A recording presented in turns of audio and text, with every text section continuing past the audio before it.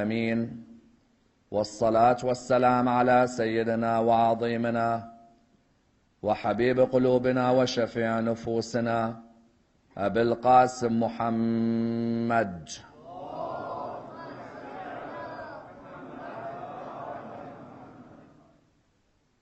وعلى أهل بيته الطيبين الطاهرين وأصحابه الغر الميامين.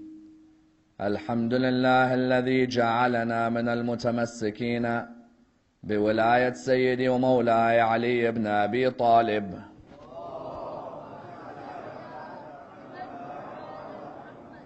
الحمد لله الذي هدانا لهذا وما كنا لنهتدي لولا أن هدانا الله. أما بعد، يقول الله في كتابه الكريم: بسم الله الرحمن الرحيم. أفلا يتدبرون القرآن أم على قلوب أقفالها.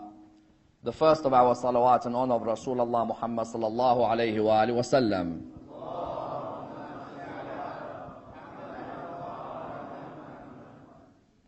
The second in honor of Amir al-Mu'mineen Ali ibn Abi Talib.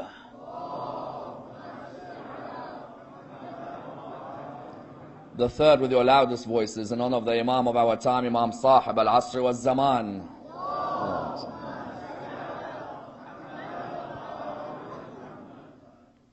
There is a request at the back for the brothers just to move even closer to the front for those who are coming in. Sallu ala Muhammad wa ali Muhammad.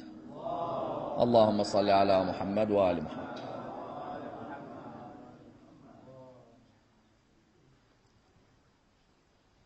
Respected scholars, brothers and sisters, Assalamu alaikum wa rahmatullah wa barakatuh. Do they not reflect upon the Quran, or are their hearts locked? Is a devastating verse, and a verse directed at the community and the people of the Holy Prophet Muhammad sallallahu alayhi wa alihi wa sallam.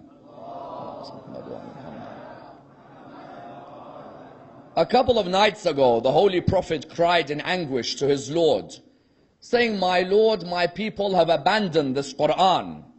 His Lord replied back to him by saying, "I made the Quran easy for them to memorize, but are there any memorizers?" But then his Lord continued with this devastating line, this line which affects each and every one of us on a night like this.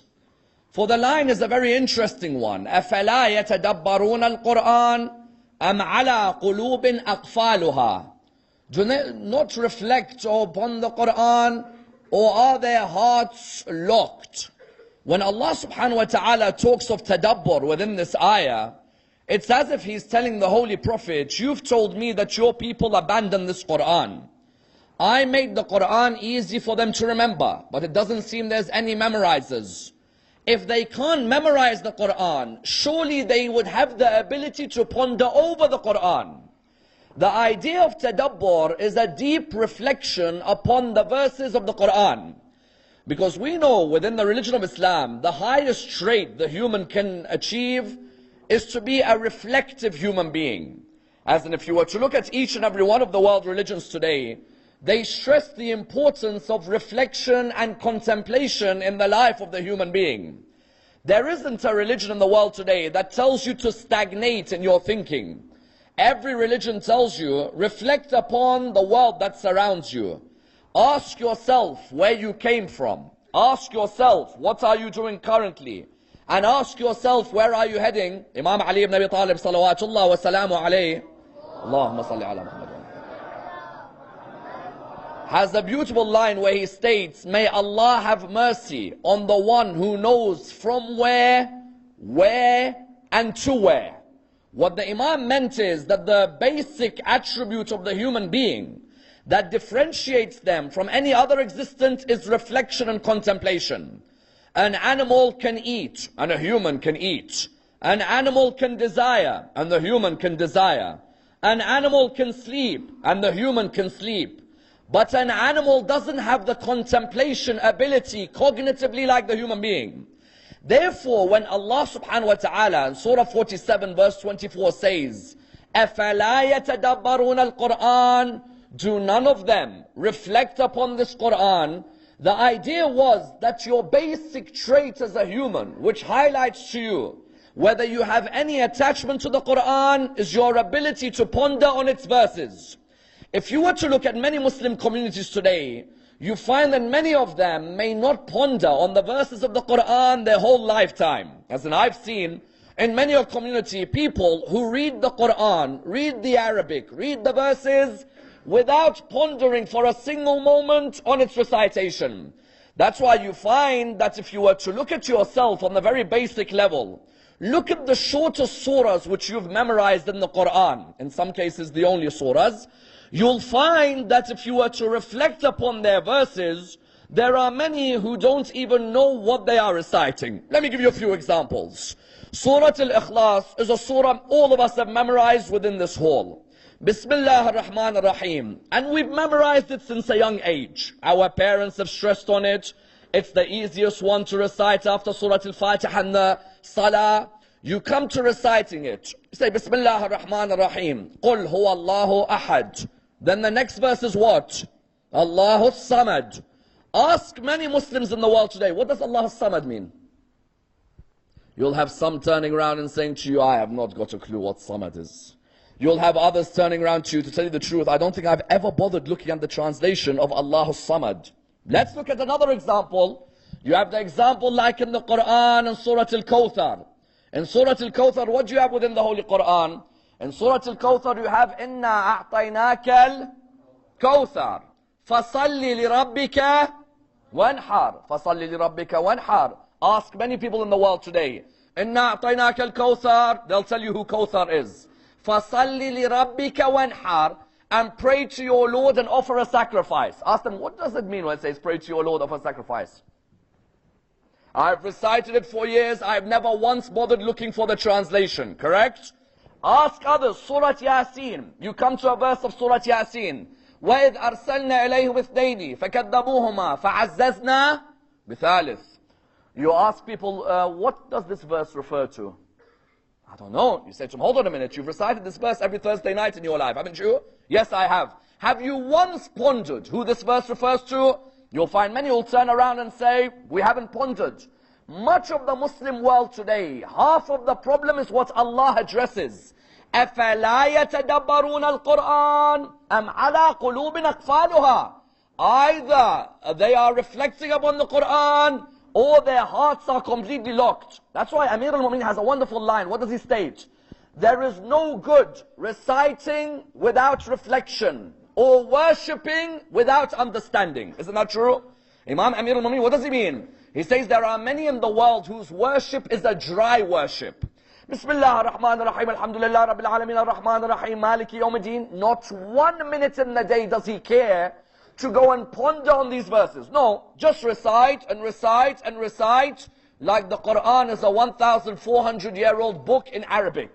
If you want 1,400-year-old Arabic books, then I can go to a British museum and I'm sure we can find a couple. The idea of the Quran was wrought, هُدًى لِلنَّاسِ وَبَيِّنَاتٍ مِّنَ الْهُدَى وَالْفُرْقَانِ. It was a guide for mankind and that which differentiates truth and falsehood.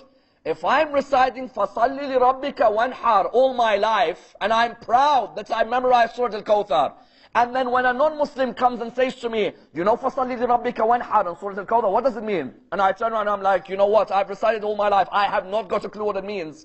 Then what is the Quran? You see, Rasulullah did not want the Quran to be a ceremonial book. You know what I mean by ceremonial? When nikah happens, bring the Quran out. When mayyit happens, bring the Quran out. And when Maulana happens to come to your house, become religious by putting the Quran out. Correct? As in you'll find some, they don't read the book. If you ask them, you know that book over there, when was the last time you picked it up? They'll say to you, I hardly ever pick it up to tell you the truth, but it looks good on the cabinet and I heard it brings barakah to the house. No. The aim of the Quran was what? The aim was to read, but to also ponder. Because pondering builds the character of the human being. That's why Allah subhanahu wa ta'ala says what in Surah 38 verse 29? كِتَابٌ أَنزَلْنَاهُ إِلَيْكَ مُبَارَكٌ لِيَدَّبَّرُوا آيَاتِهِ وَلِيَتَذَكَّرَ أُولُو الْأَلْبَابِ. Listen to these lines, because the word tadabbur is not just used in Surah 47 verse 24.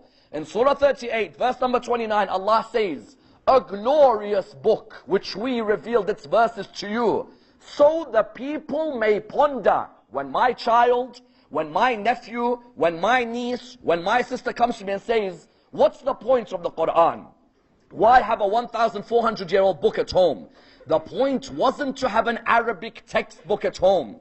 The point was to have an Arabic book, but whose verses were to be pondered over. If I, as a human being, have got فَصَلِّ لِرَبِّكَ وَانْحَرٍ, and I don't know the meaning. Allahu Samad, I don't know the meaning.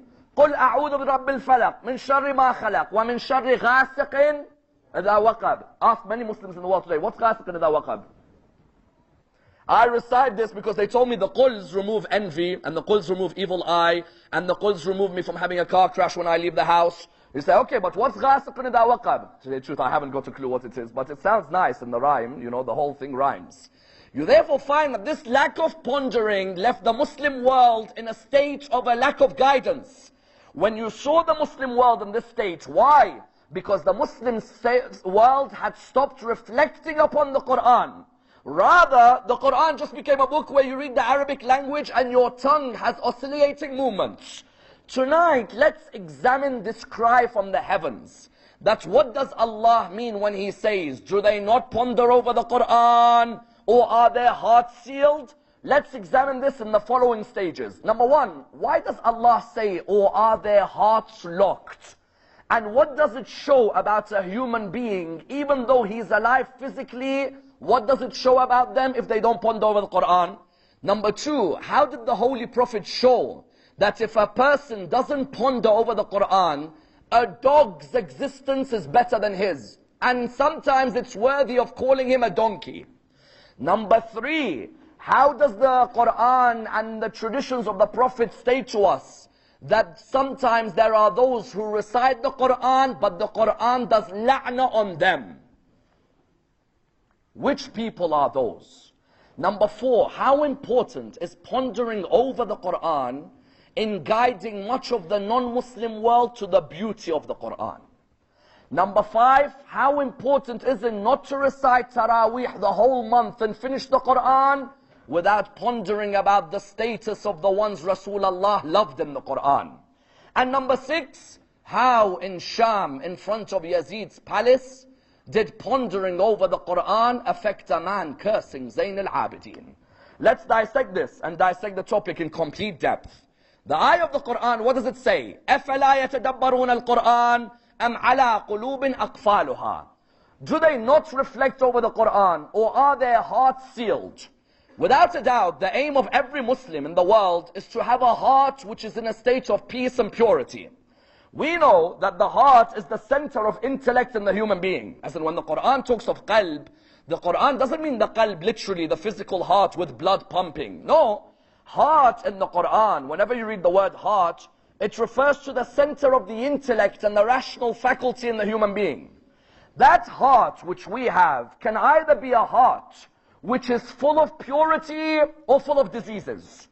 This heart, as a central base, can either be enveloped with diseases, or we're able to purify it to the highest level. As in sometimes you find that when you look within the Quran, Allah subhanahu wa ta'ala states that there are certain people whose hearts carry diseases. Is that not true? Sometimes you hear in the Quran, فِي قُلُوبِهِمْ مَرَضٍ. There are some people whose hearts have diseases. When I say there are some whose hearts have diseases, what do we mean by diseases? We mean by diseases that they may have the diseases of envy, the diseases of jealousy, the diseases of greed, the diseases of gluttony. That person's heart, what is it? That person's heart is one which can never be able to see purity. Why? Because that person, his heart is surrounded by the spiritual diseases. And sometimes in life, the spiritual disease is much more dangerous than the physical disease. Diabetes, there's a way I can cure it. Cancer, there's a treatment for it. But sometimes greed and envy, there is nothing can cure it when it surrounds your heart, correct? When the Quran said, فِي قُلُوبِهِمْ مَرَضٍ, there are certain people, these diseases do not allow them to ponder. These diseases envelope their existence. Imam used to say that envy does away with faith like fire burns wood. Isn't that true? As in sometimes envy destroys you as a human being. When you look within the mirror, You're like, what is this disease that I have? That every time someone's successful, I'm envious of their success. You found the heart, therefore, was the center of reflection in the Quran. Rasulullah wanted to turn the Muslims' attention to what? Sometimes in the supplications, Rasulullah would want the Muslims to reflect that your ultimate aim in life is to allow this heart to grow, not to be enveloped by disease. Allow the intellect faculty to rise. Haven't you read, sometimes we say, Allahumma inni as'aluka al-amana, yawma la yanfa'u malun wala banun, illa man ata Allah biqalbin salim. On the day of judgment, my wealth and my children will not help me. What will avail me? My peaceful heart. Rasulullah wanted the Muslim to have a heart which was peaceful with itself. In dua, he would also tell the Muslims, Allahumma inni a'udhu bika min nafsin la tashba wa min qalbin la yakhsha. Ya Allah, I seek refuge from you from a heart that cannot become humble. When the Quran said, are their hearts sealed? What it meant was, the person who does not reflect upon the Quran, his heart is sealed from all guidance. Because if the Quran is recognized as a huda, as a guidance for mankind, the one who sits idly Monday to Friday, earning, without pondering on the Quran, that person's physical heart is pumping blood. His spiritual heart is dead, correct? His physical heart, yes, there's blood being pumped. His spiritual heart doesn't ponder at all about his existence. And that's why Rasulullah, how did he turn this on his head? He gave a hadith to the Muslims where he showed them, do you think your intellectual heart of your nafs is something simple? He gave a hadith from his Lord. What is it? قَلْبِ الْمُؤْمِنْ عَرْشِ الرَّحْمَنِ. The heart of the mu'min can carry the throne of Allah subhanahu wa ta'ala. This heart of the human being, the heart of the believer, can carry the throne of Allah. Ya Allah, your throne which carries all knowledge. No, O human being, if you reflect upon my Quran, I'll allow your heart to carry my throne. But it needs you just to take an hour of your day. It needs you to take 10 hours of your day. It needs you to take 10 minutes of your day. If you're able to reflect and ponder on the Quran, I promise this heart will never be locked. Let me give you an example. Miqdad came to the Prophet one day. He said to him, Ya Rasulullah, you know what, I'm confused. He said, about what? He said, I heard Abu Hurairah say something. I heard Ibn Abbas say something. And I heard a third Sahabi say something. He said, what is it? He said, Abu Hurairah said, an hour of reflection is greater than a whole year of worship. Ibn Abbas said, an hour of reflection is greater than 7 years of worship. A third companion, I went past him, he said, an hour of reflection is greater than 70 years of worship. Ya Rasulullah, I'm confused. You know what Rasulullah looked at him and he said? He said to Miqdad, come with me, let's hear what they've got to say. So when Miqdad walked with him, they came to Abu Hurairah. At this moment they said, Abu Hurairah, how do you reflect upon Allah subhanahu wa ta'ala? He said, I read Surah 3 verse 191 every day. He said, what do you mean? He said, Surah 3 verse 191, doesn't it say, the men of understanding reflect upon the creations of the heavens and the earth. So Ya Rasulullah, I reflect on this ayah every day. So Rasulullah turned around to Miqdad, he said, Miqdad, his 1 hour of reflection is greater than a whole year of worship. Correct? I don't want you just reading the Quran non-stop. No. Read the verse, reflect and ponder on that verse. Abu Hurairah would look at the verse, he'd reflect, you know what? How did he create this heaven and the earth? How merciful is he that he allowed me to share from that treasure? He could have kept it all for himself, but he's made the heavens and the earth subservient to me. Rasulullah turned to Miqdad, he said, an hour of that pondering on one ayah of the Quran, just one ayah. There were our people, how do we think in Shahr Ramadan? You know what, I'm going to finish the whole Quran. Don't finish, relax. You don't worry. Don't finish. You just take one ayah for the whole month, wallah, you'll change the whole Muslim world. Because if you're just going to read it in parrot fashion, there's no point. There are many people who write to me, they say, you know what, Sayyid Ammar, I finished the whole Quran this month. MashaAllah, credit to you. You have that attachment and it's good. But don't finish. Rather ponder on the Quran. Just recite and ponder. Abu Hurairah, one ayah, just one, Surah 3, verse 191, Rasulullah said, you know that's 1 hour of Abu Hurairah is greater than a year of dry worship. There are some of us, we go Umrah, we go Hajj. Ziyarah, Umrah, Hajj. Jum'ah, Umrah, Hajj, Ziyarah. Wallah, you ask him, فَصَلِّ لِرَبِّكَ وَانْحَرْ. So why are you doing all of this? Why are you doing all of this? Are you doing it so what? Oscillating Arabic tongue movements? There's an Arabic course in a university. Go do the Arabic course. When you came to this book, the idea was Abu Hurairah said what? 1 hour, Rasulullah told him, of Abu Hurairah thinking about Surah 3 verse 191 is greater than a year of worship. Then Miqdad said, Ya Rasulullah, can we work a bit further? Rasulullah said, come with me. Who said to you an hour is greater than 7 years of worship? 1 hour? Greater than 7 years of ibadah? He said, Ibn Abbas. He said, let's go and see what he does. Ibn Abbas was reading the verses about the Day of Judgment. You know those scary verses? The ones that make you reflect about your salah and your fast and the way you're treating your parents and the society that surrounds them.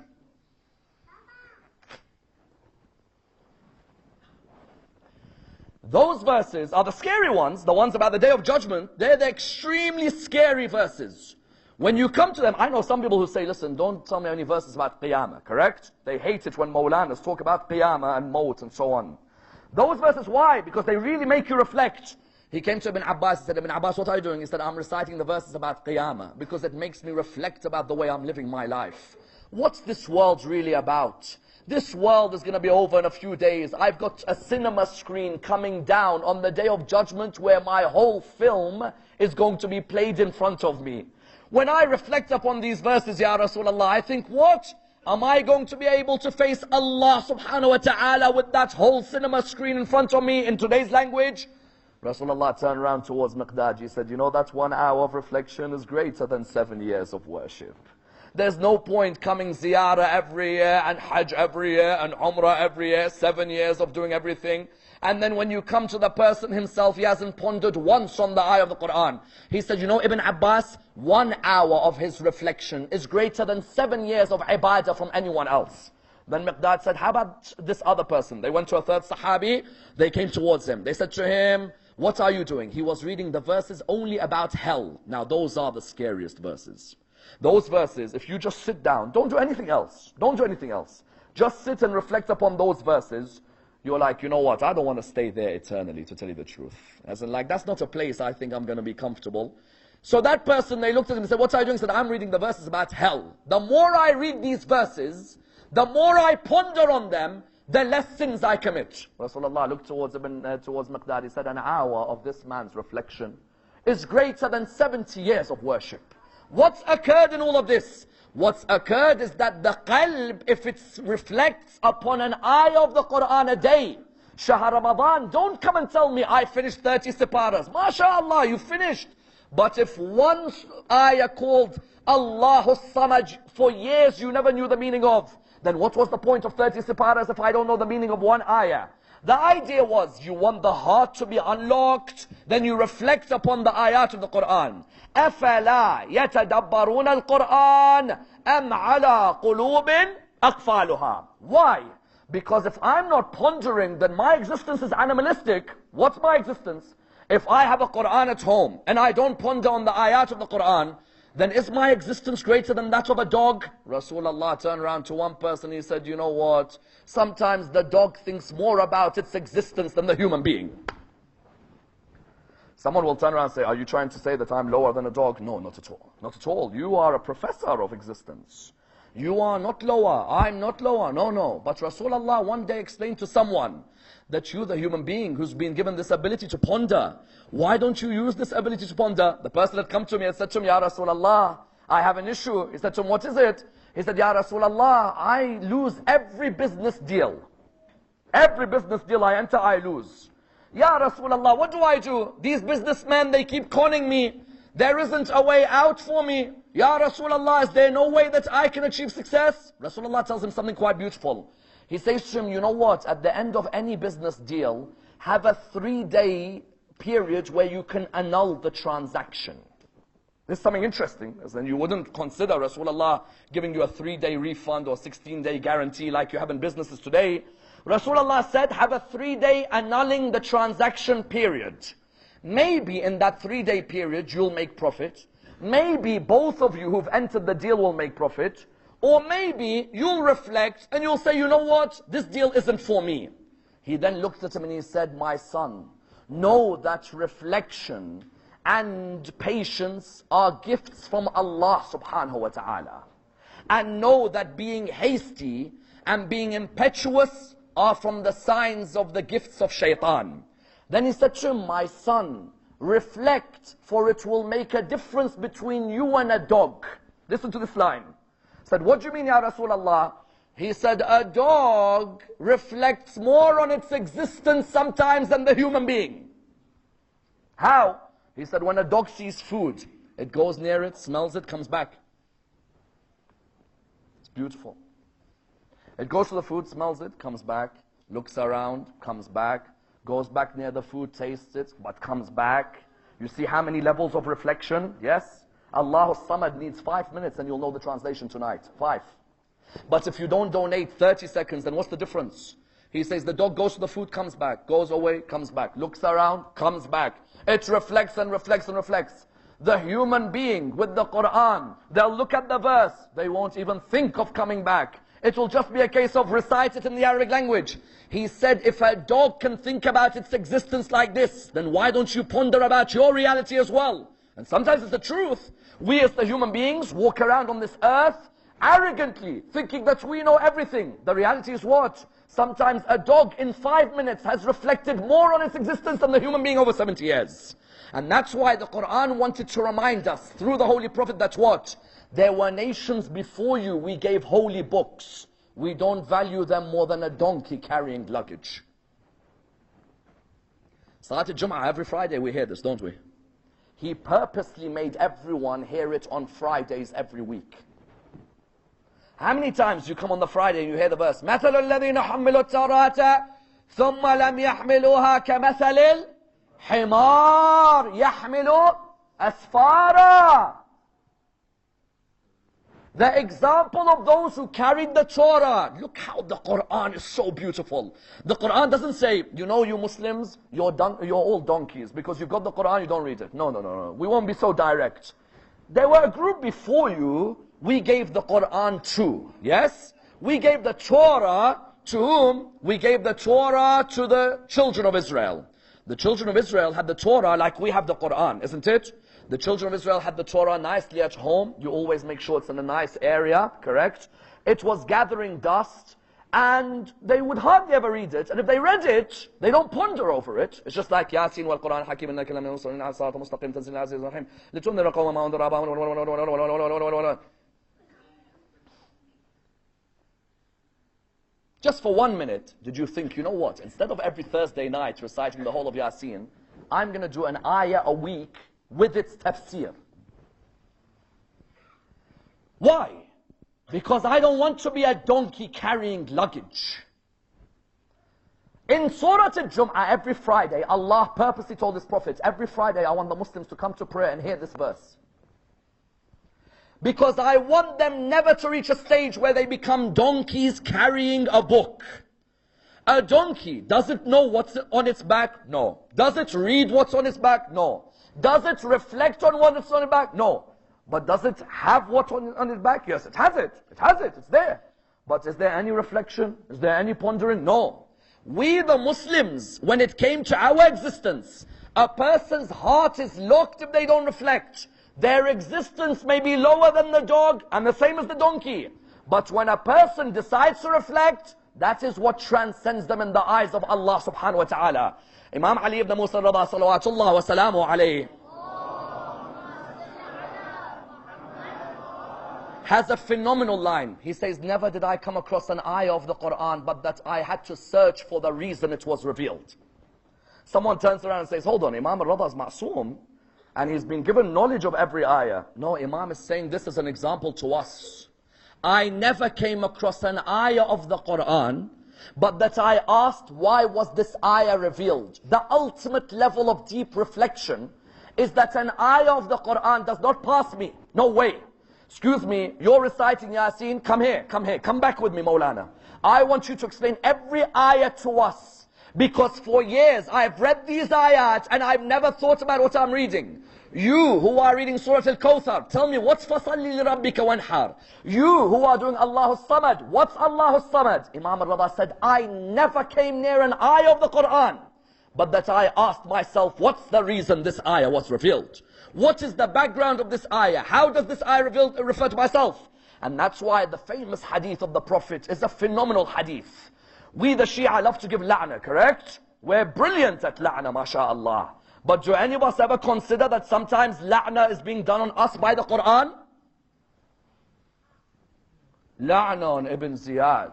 La'na on Shimr bin Dil-Jawshan. He doesn't realize the Quran's doing la'na on him 24/7. And he's proud. I'm doing la'na on the perpetrators of the crimes of Karbala. You knew that people like Shimr bin Dil-Jawshan originally had memorized the Quran or no? These were all memorizers of Quran. They had known the Quran inside out. These were Ali ibn Abi Talib's soldiers at Siffin. These weren't a joke. But there's a difference. What's the difference? Memorizing is one thing, but if there's no pondering on what you're memorizing, then what's the point? Correct? The Quran does la'na on those who recite it without pondering what's this verse revealed about. And how many Muslims exist today who recite the Quran without any pondering of what that verse is about? When the Quran does la'na, la'na means what? Withdrawal of mercy. The Quran asks Allah, Ya Allah, withdraw your mercy from the one who recites me without pondering on my verses. The idea was what? That when you have all these verses of the Quran, don't just watch these verses in this way. Sit, read, bring the family together, sit with the children, ponder on these verses. So the Quran doesn't turn around and say, Ya Allah, send your la'na on this person and ponder over me. And that's why people ask the question, if the object of reflection is the heart, what types of tadabbur are there? This is a fundamental question. The object of tadabbur is the qalb. We agree? Because the verse says, أَفَلَا يَتَدَبَّرُونَ الْقُرْآنِ. Do they not reflect over the Quran? The particle M in Arabic signifies that there are two types of people, correct? There are two types. The ones who reflect and the ones whose hearts are sealed. We recognize that tadabbur is the sign of the person who has a relationship with the Quran. What types of tadabbur are there? There are many types of tadabbur.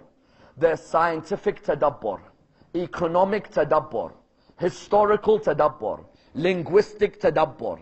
There's even tadabbur on the verses about the sea. Someone says, what do you mean scientific, historical, linguistic tadabbur? The Quran is not like the Bible and the Torah. The Bible and the Torah are books of history. The Quran is a holistic way of life. When you look at the names of the index of the chapters of the Quran, that should be enough for you to realize that one of your hobbies in life definitely has a chapter named after it in the Quran. What do I mean? There are some of us here who love what? Embryology, correct? There are some doctors in this hall today, correct? There are some who've studied biology. That person, all he needs to do in his life, tadabbur on the embryology verses. There are some in this hall who love going out to sea, isn't it? They enjoy the sea, they enjoy the study of the waves in the sea, they enjoy what happens with the ships and the boats in the sea. Just do tadabbur on the ayat about waves. There are some of us, for example, we enjoy reading about the origin of the creation of the human being, let's say. Then go and just read about the origin of the creation of the human being, do tadabbur on those verses. There are some of us who love law in this hall, isn't it? There are some of us who are lawyers who have studied law. Study the law, verses of law. There's only 500 of them in the Quran. But study the verses of law and see how it relates to the legal system you live in. There are some of us who love economics in this hall, isn't it? There are surahs in the Quran named after economic principles. Surah 8, what's it called? Surah 8. Surah 8. Loudly. Surah 8. Anfal. Fantastic. Anfal refers to the spoils of war. There's an economic discussion with a surah named after an economic concept. Do you know why that tadabbur is important? Because if you know where the verses are in the Quran about embryology, about the leech-like clot, about the atoms, about the waves in the sea. I guarantee you, you show those verses to a non-Muslim, that non-Muslim will learn more about the Quran than you will. Dr. Gary Miller has a fantastic book where he talks about his experiences of non-Muslims who became Muslims through pondering on 1 or 2 verses of the Quran only. Imagine, 1 or 2 verses, just a little bit of reflection on them. Dr. Gary Miller tells his stories of people in Canada and America who became Muslim because of 1 ayah of the Quran. Let me give you an example. He says, I knew someone who used to sail the boats in the sea. He read Surah 24 verse 40. You know when he read it, he said, can I ask you a question? Muhammad had a sea around him? I said, no. He said, there's no way anyone can talk about waves in the sea when he hasn't been to the sea like that. Especially 1,400 years ago. Because Surah 24 verse 40 talks about the waves, how they hit each other. He looked at him. Dr. Gary Miller said, he looked at me and he said, are you sure Muhammad had not been to the seas? He says, look, I'm telling you, he hadn't been to the seas. He was living and brought up in Mecca, an arid land which is full of desert. He's like, then this word has to be from someone higher, because there's no one who knows the way the waves move unless he created those waves. In another story, Dr. Gary Miller says, just ponder on some verses, show them to the non-Muslim. When the non-Muslim reflects on them, he'll say, this is the book. In another verse, a non-Muslim tells Dr. Gary Miller, he says to him, you know the leech-like clot. خَلَقَ الْإِنسَانَ مِنْ عَلَقٍ. Correct? Alaq. He said, I spoke to a non-Muslim professor who discussed with me embryology. He's like, there's no way Muhammad could have known about a leech-like clot when he hasn't been to a medical university. Rasulullah studied at Harvard Medical School. Rasulullah studied at the Sorbonne. Rasulullah studied at the medical school at Cambridge. No. He said, how does he know then about the leech-like clot in the process of embryology? Further than that, Dr. Gary Miller has a story, and you should all try and read this book. He has a story where one of his non-Muslim friends reflected upon the verse in the Quran about the atom. We know the atom in the heavens, and the atom in the earth, and the atom when it splits into smaller parts. That non-Muslim said to him, that verse, Surah 34, verse number 3, he said, you're telling me Muhammad knew at that time that an atom, which was the smallest possible existence, can even split into further parts? How does he know all of this? If we Muslims pondered on the Quran, wallah, we can change the whole world and its existence.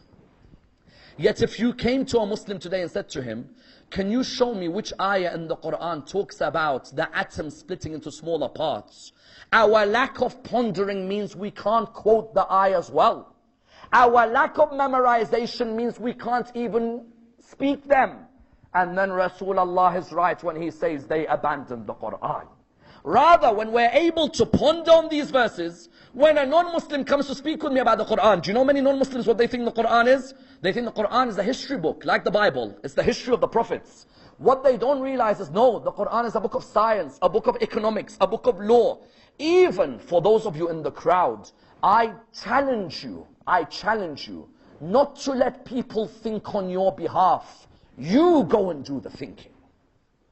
What do I mean? What, you don't have your own mind? You have to wait for people to think for you? You read the Quran as if Allah revealed it to you yesterday. And when you see legal verses in the Quran, start studying them and challenging them. If there's a verse in the Quran about moon sighting, it says that the eye has to see. Why can't we come and look at this verse and say that, Ya Allah, you asked me to ponder. You said to me, if I don't ponder, my heart is locked.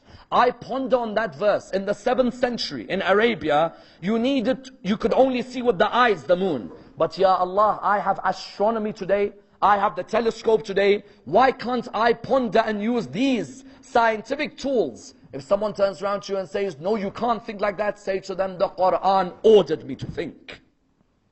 The Quran didn't order me to do following imitation blindly. Yes, there are people who are more knowledgeable than us. They have studied, but take it upon yourself. Those of you who are interested in organ donation, study the verses on organs in the Quran. Reflect, make theories. Those of you who have studied IVF, study the verses on embryology in the Quran.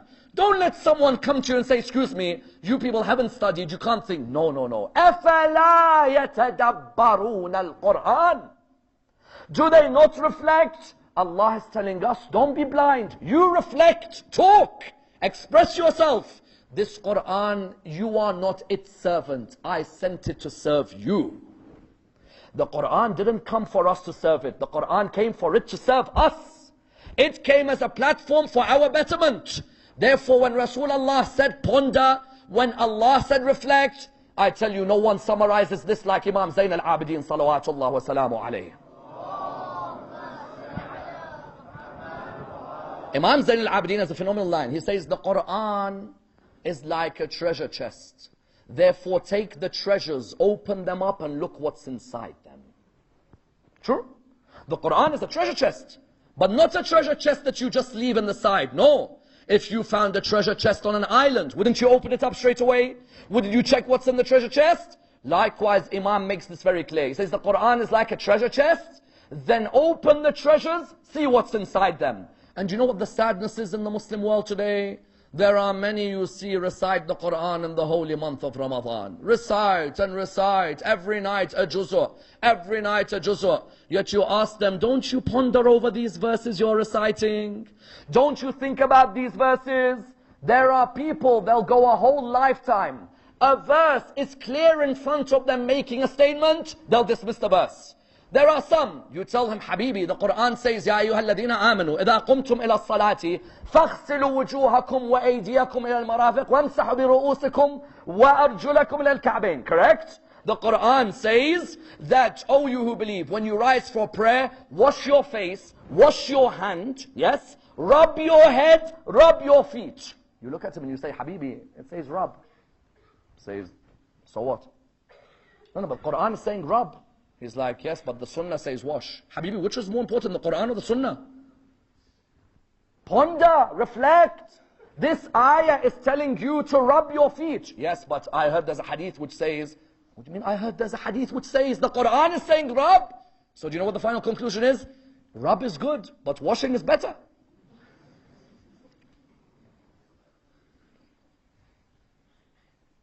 That's like that one scholar of ours who was teaching us a lesson on wudu. He said, the ones who say rub is good, but washing is better. That's like saying, you know what, if someone drinks alcohol, you know the lashes for alcohol, say you have to lash them whatever, 80 times. He says, 80 is good, but why don't we lash them 600? It's better. Baba, the law is Allah's law. Who are you to come? There are some in Taraweeh right now. He comes across this ayah. Ya ayyuha alladhina amanu idha qumtum ila salati faghsilu wujuhakum wa aydiyakum ila al-marafiq wamsahu bi ru'usikum. And he's just standing there. And he'll go home, and what will he do? Will he wash or will he rub? He'll wash. The ayah is saying rub.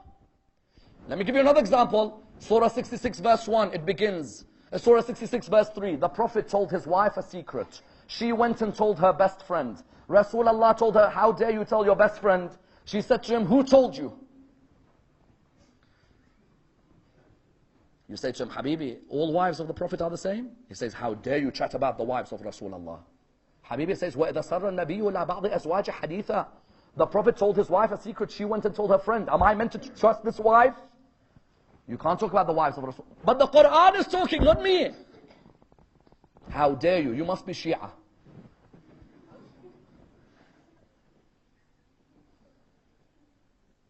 إِنَّمَا يُرِيدُ اللَّهُ لِيُذْهِبَ عَنْكُمُ الرِّجْسَ أَهْلَ الْبَيْتِ وَيُطَهِّرَكُمْ تَطْهِيرًا. For example, Allahumma salli. Right now, you'll find in the Muslim world, people standing 2-3 hours in salah. إِنَّمَا يُرِيدُ اللَّهُ لِيُذْهِبَ عَنْكُمُ الرِّجْسَ أَهْلَ الْبَيْتِ وَيُطَهِّرَكُمْ. You ask him after, who's Ahl al-Bayt? He's like, everyone. You say, no. The ayah is revealed, and there's a clear tradition. There has never been a wife of Rasulullah who said, I was in that verse. No wife of the Prophet has ever said, this ayah was about us. I defy anyone. You say to him, so who's it about? He's like, it's about the wives and the family. Habibi, the hadith in Muslim, it says, Muhammad, Ali, Fatima, Hassan and Hussein were under the kisa. No, doesn't matter. There are some, they don't even just say it doesn't matter. They just read the verse without thinking. The point is what? There are many in the Muslim world today who read and read. But the Quran said what? أَفَلَا يَتَدَبَّرُونَ الْقُرْآنِ. Do they not ponder? We don't just want you to read. You read about wudu, you end up washing your feet and we're telling you to rub. You tell us don't talk about the wives and what they did to Rasulullah, but the Quran, we're telling you to talk. The sadness, therefore, is when the Muslim Ummah reaches a stage where the Quran is with it, they neglect it, they don't ponder it, they end up killing the family that came with the Quran. Because if you didn't reflect on the Quran, then you wouldn't know who Zayn al-Abidin is or Zainab is, correct? All you would be doing is reading Arabic, and that's what happened in Sham. Because Imam Zayn al-Abidin says it quite beautifully. He said, we entered Sham, and when we entered Sham, he said, I saw Sahal bin Sa'ad al-Sa'adi. He said, when I saw him, I looked at him, and he looked at me, and he said to me that I was a companion of your great-grandfather, Rasulullah. So Imam Zayn al-Abidin looked at me, he said, do you mind doing me a favor? I said, what is it? He said, please buy me a piece of cloth and bring it to me. He said to him, why? He said, bring me the piece of cloth. He went, he bought him the piece of cloth. When he bought him the piece of cloth, you know what the Imam did? The Imam placed the cloth between the chain and the neck. Sahal said to him, why? He said, since Karbala, the chain has cut through my neck. I've just wanted something to place in the middle. Then Imam Sahal had left him. Imam continued to walk. A man came to him, said, curse be on you and all of your rebels at Karbala. Imagine the insult towards the son of Imam al-Hussein. He cursed him and he cursed all of the family who were around. They began to poke spears in the waist of Sayyidah Zainab alayhi salam. They began to pour boiling water on Bibi Kulthum. But then on top of that, what did they do? One of them came and he cursed Imam Zayn al-Abidin. Imam looked towards him. He said to him, oh man, have you read the Quran? The man said, I know the Quran inside out. He said, have you read Surah 8 verse 41? وَاعْلَمُوا أَنَّمَا غَنِمْتُم مِّن شَيْءٍ فَأَنَّ لِلَّهِ خُمُسَهُ وَلِلرَّسُولِ وَلِذِي الْقُرْبَى. That when you acquire something, a fifth of it is to go to Allah and His Prophet and the family of that Prophet. The person looked at him, he said, yes, of course I've read that verse. He said, have you read the verse in the Quran? قُلْ لَا أَسْأَلُكُمْ عَلَيْهِ أَجْرًا إِلَّا الْمَوَدَّةَ فِي الْقُرْبَى. He said, yes, of course. It's about the family of the Prophet. He said to him, have you read the verse in the Quran? إِنَّمَا يُرِيدُ اللَّهُ لِيُذْهِبَ عَنْكُمُ الرِّجْسَ أَهْلَ الْبَيْتِ وَيُطَهِّرَكُمْ تَطْهِيرًا. He said to him, yes, of course I have. He said, oh man, have you ever pondered who they're revealed about? He said to him, tell me. He said, we are the family of Rasulullah. To my right is the granddaughter of Rasulullah. To my left is the other granddaughter.